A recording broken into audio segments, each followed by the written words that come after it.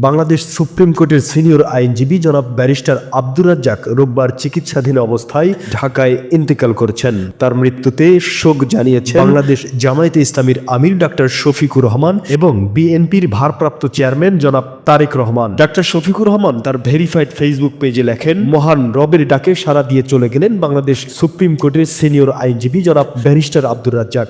বাংলাদেশ জামায়াতে ইসলামীর সাবেক কেন্দ্রীয় নির্বাহী পরিষদ সদস্য, সাবেক অ্যাসিস্ট্যান্ট সেক্রেটারি জেনারেল এবং বাংলাদেশ সুপ্রিম কোর্টের সিনিয়র আইনজীবী জনাব ব্যারিস্টার আব্দুর রাজ্জাক রাজধানীর একটি বেসরকারি হাসপাতালে চিকিৎসাধীন অবস্থায় মহান রবের ডাকে সাড়া দিয়ে অনন্ত সফরে যাত্রা করেছেন। ইন্না লিল্লাহি ওয়া ইন্না ইলাইহি রাজিউন। জামায়াতের আমির বলেন, তিনি সুনাম ও স্বচ্ছতার সঙ্গে তার পেশাগত দায়িত্ব পালন করেছেন। দেশের জন্য বিশেষত আইনের শাসন প্রতিষ্ঠায় ও ন্যায় বিচারের দাবিতে তিনি ছিলেন সোচ্চার। পেশাগত জীবনে তিনি আইন অঙ্গনে বাংলাদেশের ইসলামী আন্দোলনকে তার যোগ্যতা ও নিষ্ঠা দিয়ে সেবা প্রদান করেছেন।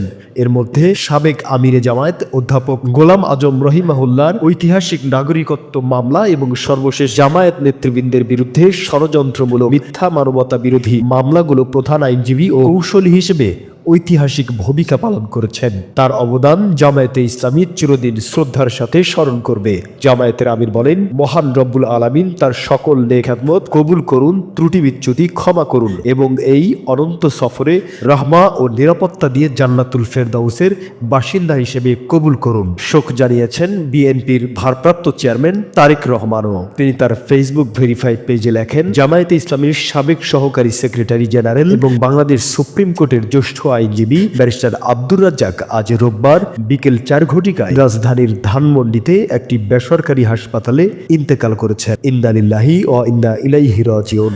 বর্তমান রাজনৈতিক পরিস্থিতিতে ব্যারিস্টার আব্দুর রাজ্জাকের মৃত্যু গভীর শূন্যতার সৃষ্টি হলো। তিনি ছিলেন এদেশের এক বরেণ্য আইনজীবী। আইনের অঙ্গনে তার অবদান ছিল অসামান্য। তারেক রহমান বলেন, রাজনৈতিক নেতা হিসেবে তিনি সংযম ও দায়িত্বের সঙ্গে পরিস্থিতি মোকাবেলা করতে পারতেন। প্রাজ্ঞ ও দূরদর্শী মরহুম আব্দুর রাজ্জাক সর্বমহলে একজন সজ্জন ব্যক্তি হিসেবে সম্মানিত ছিলেন। তার বিবেচনা প্রসূত সিদ্ধান্ত জনস্বার্থে খুবই কার্যকর হতো। আমি তার রুহের মাগফিরাত কামনা করছি এবং তার পরিবার পরিজন ও শুভানুধ্যায়ীদের সমবেদনা জ্ঞাপন করছি।